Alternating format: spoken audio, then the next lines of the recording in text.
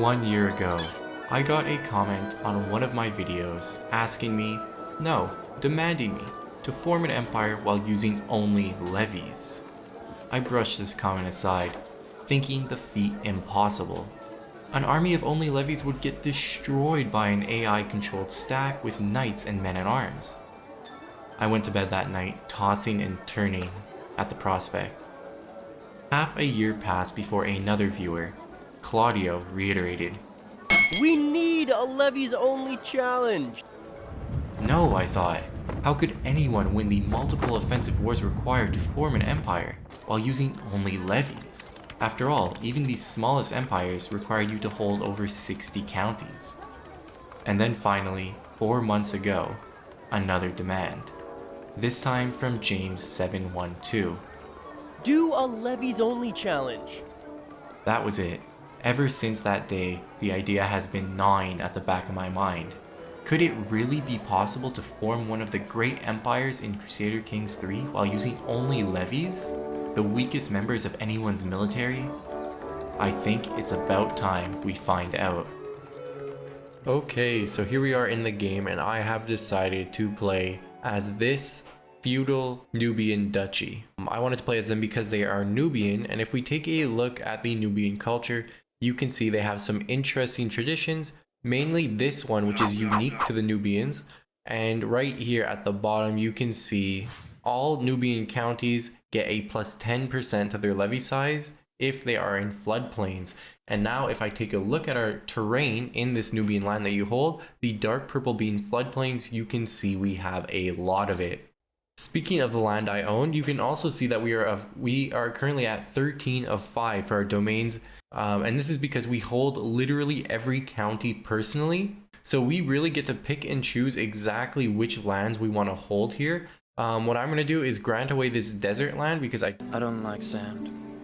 What the fuck? Because I don't really need it. We actually have a content character over here, which should be pretty good. So I'm going to grant him 3 counties. And then our land is also split into 3 different duchies. So I'm just going to grant away this one over here. Again, because the land is not floodplains, as you can see, it is all dry land. So I don't really want it. So I'll go and grant it to this shy character. Thank you. So this leaves us with 7 counties. If I put my wife on managed domain, that'll bump us up to 6. So now we'll only be holding 1 county over our limit. And all 7 of these counties are in floodplains. The reason I want my lands that I'm holding personally to be in floodplains is because you can build a very good building that's going to help us a lot for this levy challenge in floodplains. And that building is the regimental grounds. For the low price of 160 gold, we can build this building right here, which increases our levy reinforcement rate by 5% while also giving us 150 levies. If we were to compare that to another building in the game that gives you a lot of levies, the wooden barracks, which is like the normal military building you can build in a lot of terrains, you can see that only gives you 125 levies. So the regimental grounds, which you can build in floodplains and farmlands, it actually gives you the most amount of levies for a feudal building. The reason I said it is for the low price of 160 gold is because we actually also have the agrarian cultural tradition, which is the second reason I wanted to play as the Nubians. It gives you a few things. One big thing is it increases the development growth in farmlands and floodplains by 30%, so we'll be able to get our development up really quickly. It also reduces the cost of building in floodplains by 20%. So we're gonna have a 20% discount on all our buildings right from the start of the game, which actually is gonna help a lot. You can already see to build farms and fields, which is another building we can make in floodplains, which is going to just super inflate our gold income. We're already getting a 30 gold discount on every single one of these we want to make. So our plan for the short term is going to be just make money, try to be able to buy farms and fields, orchards, and regimental grounds in every single one of the counties I have, and just slowly start steamrolling. You'll already see that our tax, once we have these buildings filling out, is going to be really high. 5.4 right from the beginning of the game is really good. There's another thing I'm really going to be focusing on, and that is getting a ton of prestige. I really want to be able to diverge our culture as early as possible this game, because if I can switch off of spiritual and onto bellicose, you can see that would give us a further plus 10% to our levy size for all our holdings. And then for our cultural traditions, if I was able to swap this one out for strength in numbers, you can see this would give us another 15% to our levy size. We could get a 3,000 prestige discount if we were able to have 500 archers and skirmishers. And right now, if we look at our military, you should see we already have 400 archers. So although I'm going to keep these in my military for now, anytime I need to raise my army, I will be sure to disband these guys as well as any knights we have, because after all, it is a levies only challenge, so I can't have any other military in my army. As for our lifestyle, what I'm going to be doing is first going down a martial lifestyle, but I'm going to be doing something a bit different than normal. I'm not doing it to pick up Serve the Crown like I always do in order to get our control up, because all our land already has 100 control. Instead, I'm going to be going for a chivalry focus, and this right here you can see gives us an attraction bonus. And then if we go down the gallantry and pick up this courtship perk, you can see this romance scheme will gain 30%. And the reason romance is important is, let's say if I go to my wife over here and run a romance scheme on her, you can see right now we have a 55% chance that it'll go through. So we're going to start it. And when this finishes, we should get a pretty nice chunk of prestige. Okay, so here this is interesting. Also, the romance scheme has some pop-ups where you can gain prestige. You can see we're going to do a prowess challenge against this mayor. We have a 63% chance that we win it, so I guess we'll just go for it. And we actually lost, so we got wounded from that. Not the best thing to happen, but you know, what are you going to do? Okay, so our scheme has finished. I'm going to... we have a 65% chance that it goes through, so I'm going to go and try it. And there you go. So we've successfully completed the romance scheme. So here you can do something where you can become a soulmate of the person, or there is the second option where you just give them a little kiss, and then you gain, right here you can see 150 prestige. So that's not very much prestige. However, this scales to... it scales with the rank that your character is and the rank that the character you're scheming against is. So let's say if I were to do a romance scheme against this queen, I'm pretty sure I would gain 750 prestige from that. And then even better than that, if I were able to do a romance scheme against an emperor's wife, I would actually gain 1,500. That is the reason I'm going down chivalry right now, and I want to pick up courtship because it's going to help a lot with this romance scheme. And then another thing that helps with it is actually diplomacy. So I think what I'm going to do is after I pick up courtship, I'll be able to switch to diplomacy, and then we'll really be able to try our luck in romancing some of these nice queens and empresses that are living around us. Because right now you can see we have no chance of this going through. Oh yeah, I forgot to mention this, but agrarian also gives us a plus 10% to our levies in floodplains. You can see all the effects taking place right now. The development actually also boosts our levies, so that's another reason I'm going to want our development to go up really high here. What's going on with you? Okay, I'm about to pick up the courtship perk, so that's going to help our romance schemes a lot. I'm currently swaying the queen of the Abyssinian kingdom. Oh, she's actually in jail for some reason. Hopefully she'll get out of that on her own. Stop! You violated the law! And like we talked about, now that I picked up courtship, I can switch over to foreign affairs focus just to boost my diplomacy, which you should see will also boost our sway chances and all that good stuff. Okay, I just paid her 50 gold in order to get our opinion up with her a little bit more. They're currently being invaded. Yeah, probably not good. So I'm going to try to romance her as fast as I can. You can see we now have a 65% chance that this romance is going to go through. Great success. Ooh, right there you can see we just gained 150 prestige from one of the pop-ups related to the romance scheme. Okay, so the scheme's ready. We actually brought up to 100%. So let's go ahead and do the romance scheme. What? Why do we only get 75? Oh man, look how brutal this is though. We only get 75 prestige because this guy, just as our scheme succeeded, I think he got overthrown.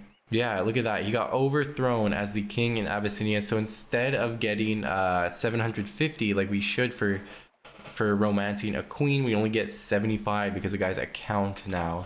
Loser. Well, I guess we can try to romance the new queen of the Abyssinian throne.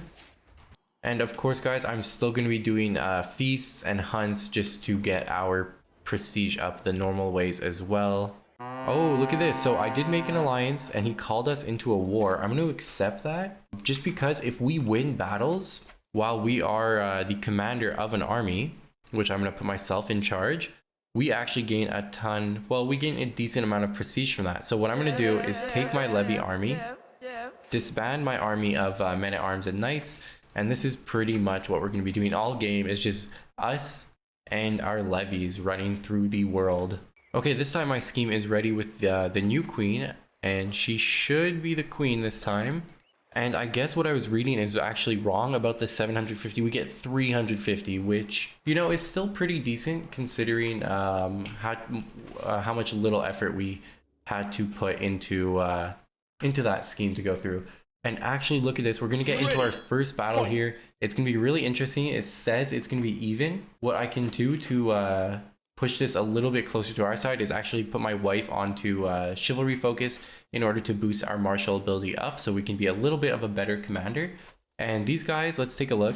They have 350 levies, 4 knights, almost 200 light calves and skirmishers.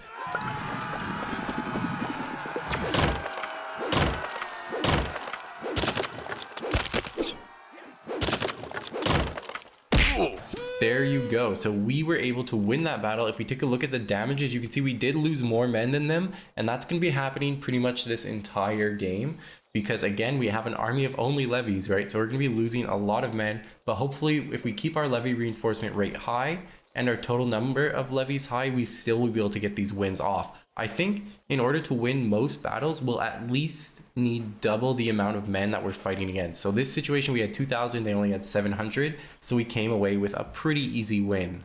And you can see we gained almost 60 prestige from that battle. And there you go, our friend won his war and we gained 75 prestige from him. Okay, so I just hit 250 gold, and this is important because it's going to be another way we can make a lot of prestige, and that is by creating titles. So with 250 gold, we can create this, and it's actually going to give us 300 prestige. And now that we have 2 duchies, if we take a look at the kingdom which we are supposed to be a part of, we can actually go ahead and create this for the price of 500 gold, and that'll give us 400 prestige. I'm just going to continue to romance a few of these lesser characters. I was trying to find some more kingdoms to romance, or these emperors, but all of these people either have traits that don't really mesh with us. So I'll just go around on a little romance trip to all these duchies that are nearby us instead. Okay, 90% chance this is gonna go through, and it looks like it did. So we get another 150 prestige from that. You do love to see it. Okay, I just got enough renown to be able to pick up a dynastic legacy, and I think I'm going to go for law this time. It's not one I normally go for, but you can see it'll actually reduce the cost of our hunts and feasts, and we are doing a lot of hunting and feasting right now, so that could be worth it for us. Finally, so my wife just had a daughter, and this is really important because our culture actually has this tradition right here, which makes it so that we have female preference. Which is the opposite of your normal CK3 game. You can see right now our character has 3 sons, but we just had a daughter, and now our daughter is going to inherit all our land, and we don't even have to worry about these sons, which is perfect. I was waiting to have a daughter because if she didn't, then I would have had my land split into 3 parts, going to all 3 of these kids here. So we'll have to make sure to educate this daughter ourselves and pick her traits very carefully because we will be playing as her as our next life. Okay, so right there you can see we just hit over 500 gold, which means we have enough to create the Kingdom of Nubia. Boom, so there you go. This is very important. One reason is because we actually wouldn't have been able to get 500 archers and 500 skirmishers, which we need to get the discount on reforming our culture.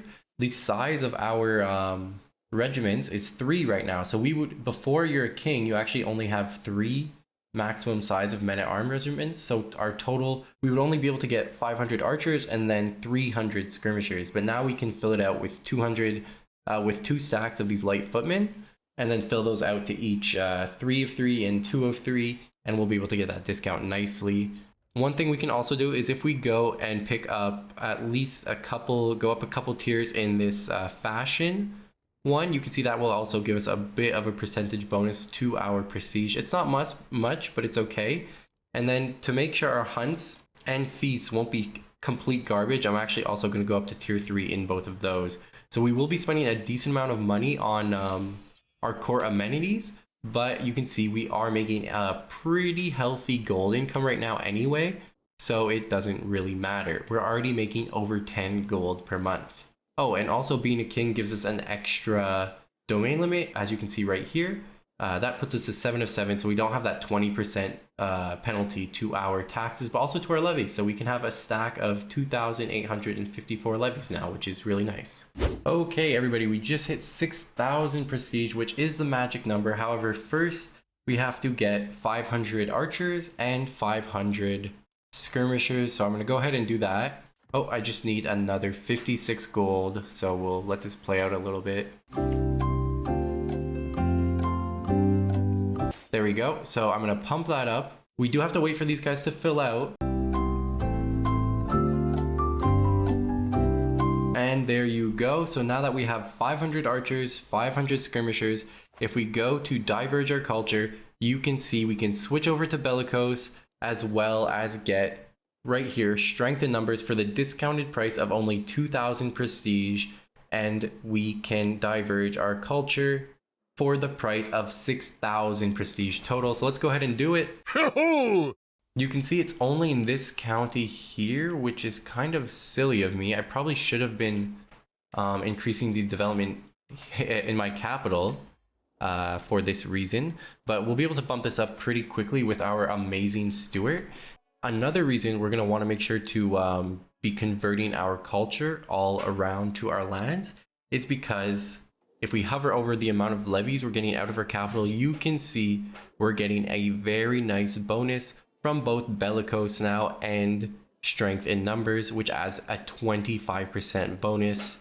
So I think what we're gonna have to do with our daughter is put her on a military focus, just because we're kind of doing all this setup work as her father, as our character right now, in order to get a really strong realm with a lot of gold, a lot of levies. And then our daughter is going to be the one to go around and conquer all of these lands down here in order to pick up enough territory to become the Emperor of Abyssinia. Oh, this is so annoying. I could vassalize this whole duchy to our south, but they're in like a bunch of wars right now, so I have to wait for those to end first. I think honestly, all the lands that are supposed to be in our kingdom, I would easily be able to vassalize. Oh baby, so you can see I saved my gold up. And there's actually another really cool thing about playing in this territory, and that is that this county right here, if you're playing as a Coptic character, it is actually a holy site. So we can build this grand cathedral, and because we had a pop-up, we got cooperative stonemason, we have agrarian giving us -20 and cutting cornerstones giving us -5. We are getting a 35% gold discount on here, as well as a 50% speed discount. So this is going to be done in just 3 years, and you can see it's going to get us a ton of tax, a huge percentage in terms of our tax income, as well as constant development, and then some other things like piety and renown, which I don't really care a lot about. Other than that, I think it is about time we start building these regimental grounds buildings, which, like I talked about in the beginning of the game, are going to really start buffing our levies a lot. We already can hold a stack of 3,300 levies, but once we get these regimental grounds in all of our counties, this number will skyrocket. Oh yeah, and also I shouldn't really be holding these all these men-at-arms units anymore, because I don't want to be enticed to use them during our levy only challenge. So I'm going to go ahead and delete all these guys. Because I'm doing a lot of building as well, I'm going to go ahead and pick up a court architect, a royal architect. And we actually have this character who is an excellent one, meaning we'll get a further 30% speed reduction. I should have done that at the beginning of this cathedral to decrease the time, but you know, it was pretty quick anyway. We just finished it, and you can see the cathedral is so massive, it's crushing our castle. Oh yeah, so another thing I'm going to do is I'm actually going to move my realm capital over to this county where I have the Grand Cathedral. You can see the Grand Cathedral increases our holding tax for every county I have in this, for every barony I have in this county by 20%. And having your capital here actually gives you an extra 1 gold per month. So really, by moving my capital here, I actually get a 0.2 gold increase pretty much for free from that percentage stack. And then if I just keep stacking all of my gold making buildings in here, like you can see I get another 1% as I upgrade the farms and fields. All our money will just stack very nicely. Okay, so I just swayed this guy successfully, bringing his opinion up to 100% of us, which means we can just barely vassalize him. So we'll offer him vassalization. He'll accept. Very nice. Yeah, so look, this character will definitely accept our vassalization. Boom. And then finally, this character should as well. And just like that, we took full control of the whole kingdom of Nubia. Ooh, but actually, I kind of lied to you guys. We don't have full control because look, we're missing this tiny piece up here in the north. I think what I'm going to do is declare our first offensive war for this last piece of the duchy we're holding in the north here. This is a floodplains tile, so it's going to be nice to hold this personally. I'll make sure to disband our knights so we have an army of only peasants. And yeah, that's right. We have a levy army of over 4,000 now. Here comes my army to attack these guys trying to invade our land. There you go. And we also hit 100% so we can enforce our demands there. I am declaring a war down here for just one county. Unfortunately, the duchy split didn't really help us, so I'm going to declare a war for our vassals county. I guess one good thing about having only levies is our military army isn't that expensive. We actually are still making gold with our whole army raised right now, which is pretty decent. And we just finished this war so we can enforce our demands, taking a small piece. Our first small piece of the Damot kingdom. Wow, in this county where we have the cathedral, I'm actually getting a 85% speed discount on our buildings. I just made a regimental grounds in here, and it's only going to take 9 months. I think normally these take 5 years, so that is absolutely huge.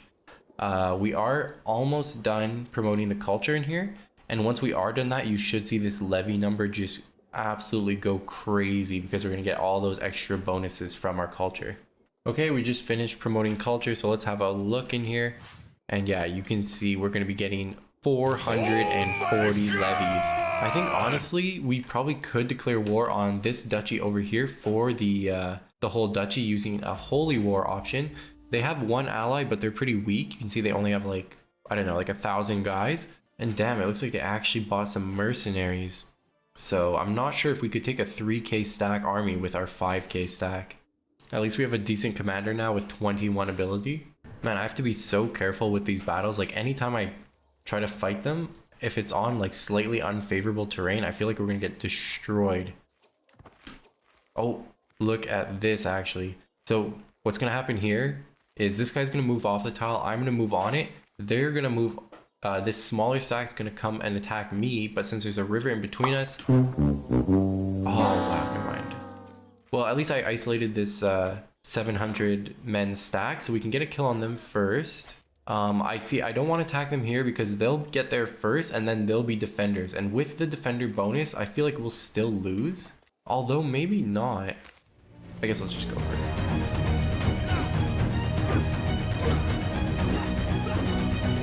Oof, okay, so that was pretty decent. We were able to win that battle even though they had defending in hills and we were running low on supplies. So that's a pretty good sign for our army. Okay, here, this is actually a good battle for us finally. So we got rid of these low supplies and we're going to attack them on a tile that we own. And this person who owns this tile actually built the mud brick towers, which gives us a +2 defender advantage. So that's going to add to our defensive bonus from fighting on this tile, which will just generally increase our damage. And we're going to need this number to be really big pretty much at all times if we want to win these battles with just our shitty levies. There you go. We actually killed more men than we lost, which is pretty huge. Okay, I think I'm going to get them here on this desert mountain tile. So although we do have low supplies again, the defending in desert mountains will be pretty helpful for us. If we take a look, you can see we get +12 for defending in desert mountains, although we do lose 10 for our army supplies being low. But again, we gain 5 for having this land of the bow cultural tradition. And we actually captured a valuable hostage, bringing our war score up to 100% so we can enforce our demands, and we actually get all of that beautiful duchy to ourselves. I have the option here of doing another cheeky holy war on this character. She's really weak. There we go, 100%, pretty easy. Oh, okay, so it looks like we just died. I was in the middle of a war for this county over here. I think I will win it the second I fight this this battle. We do have a good commander, so I'm not too worried about losing, and we are defending in it as well, so yeah, there you go. One thing is we do have a pretty bad domain limit right now. I think our husband, like we said, is pretty good at stewardship, so that'll bump us up to 8 of 6. And I would really like to go military, but I think what I'm gonna have to do is just go stewardship for now, just to get us to 8 of 7. And we won the war after a couple more battles, so we can just enforce our demands for that. Okay, so what I think I'm gonna do next is I'm just gonna go around and start declaring war on any of these lands who seem weak enough that we can take them pretty easily, like some of these counties down here. And they probably won't be that exciting. I won't do any wars against anybody too strong right now.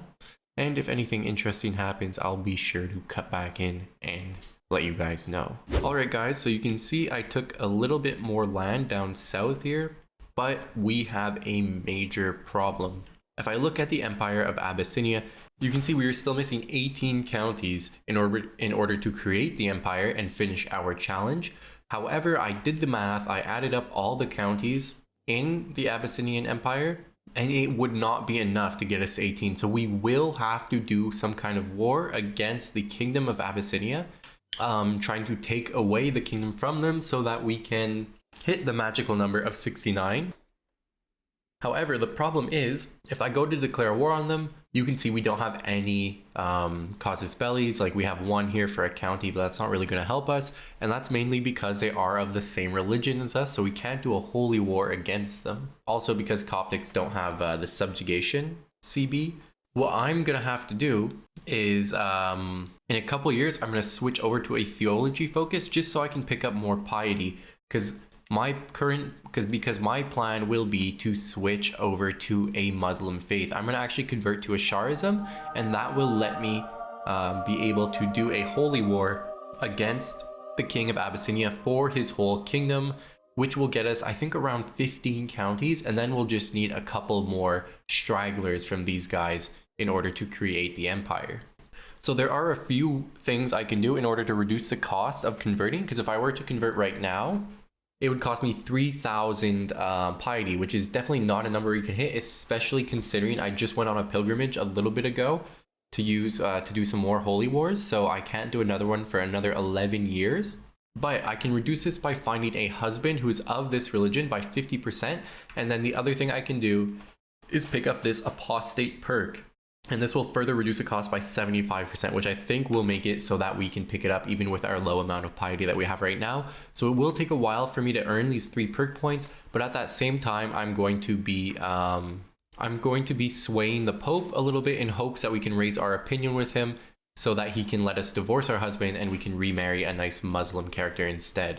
Oh, also, I'm running a murder scheme on the King of Abyssinia, and it should go through. I think I'm at 95, just so that instead they will have a 6-year-old in charge of the kingdom, and it'll kind of weaken them a little bit. So by the time we are able to declare a holy war on them, hopefully they'll be weak enough so we can have an easy time of invading them. So here's the murder scheme. And look at that, he died. So now we have this 6-year-old in charge, this scaly 6-year-old in charge of the whole kingdom. And you can see their troops went down a decent amount with no allies right now, but they probably will make some in the future. Okay, so I sent a gift to the Pope raising our opinion with him, so that will let us divorce our husband here. We will lose some piety from that, which is annoying because, again, we need to stack piety right now. But what this will let me do is find a nice Muslim character. Hi, how are you? Like this guy over here actually looks pretty decent. And now if we go to adopt faith from him, you can see it would only cost 1,600. So it's more reasonable, but the thing that's going to push it over the edge is picking up apostate, like I mentioned before. Okay, right there you'll see we just unlocked another perk, so I can pick up apostate. And now if I go over to my loving husband, I should be able to adopt his faith for the low price of 300 piety.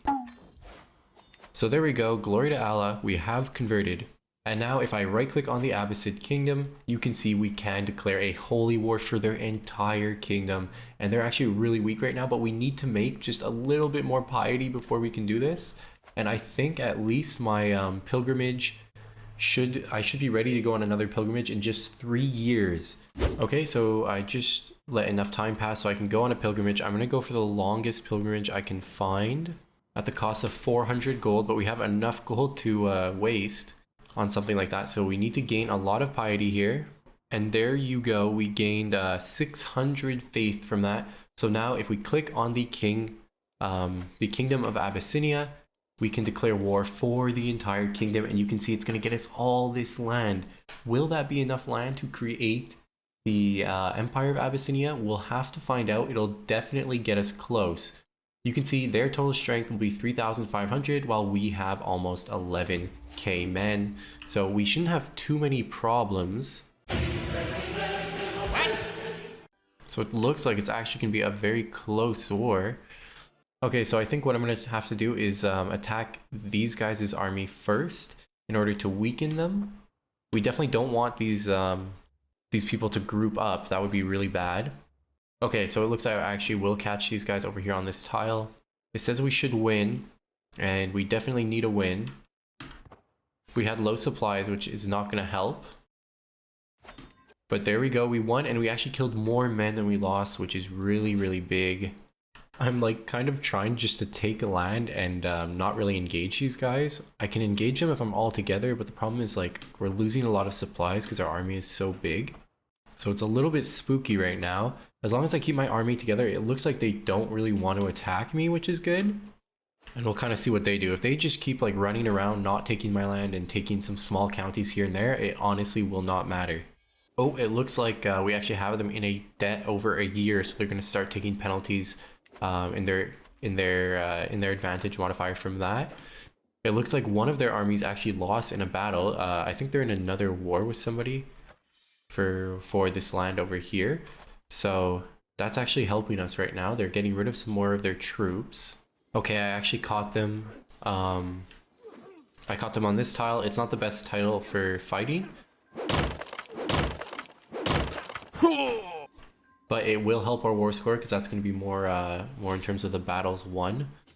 Ooh, and look at this, guys. They only have 1,600 men left. So I think what I'm going to do is just start seizing a bunch of their castles at once. So because every piece of land we take right now gives us 18% in terms of the war score. So we just need 2 more and it will win this war.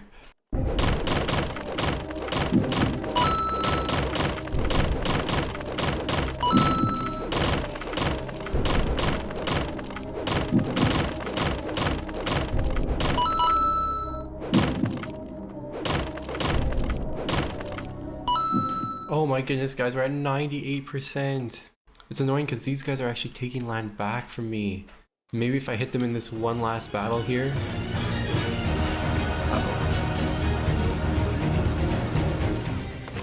Yes, okay, perfect. Oh my goodness, and I think if these guys took that land back, it actually would have bumped us back under 100%. But we hit 100%, so we can enforce our demands. Look at all of this land we get. Oh my goodness. Let's go. Okay, let's check the empire. And we're just 1 county away from making the Abbasid Empire. So we can just do a little quick war on some of these counties over here. Okay, so we just need 1 more county. So I'm going to do a quick little war on this kingdom, which we were just fighting. So they're already pretty weak. I will also get to work granting away all of these new counties that we got because we are miles above our domain limit right now. Okay, I'm going to catch their measly army over here on this tile. In just a few months, I will have taken these lands and hopefully hit 100%. Uh-oh, so my converting was an issue because now we have a peasant rebellion. And there's probably going to be a lot of peasants that are rising up. Oh my goodness, that is a lot of enemies. 21,000 of them, holy crap.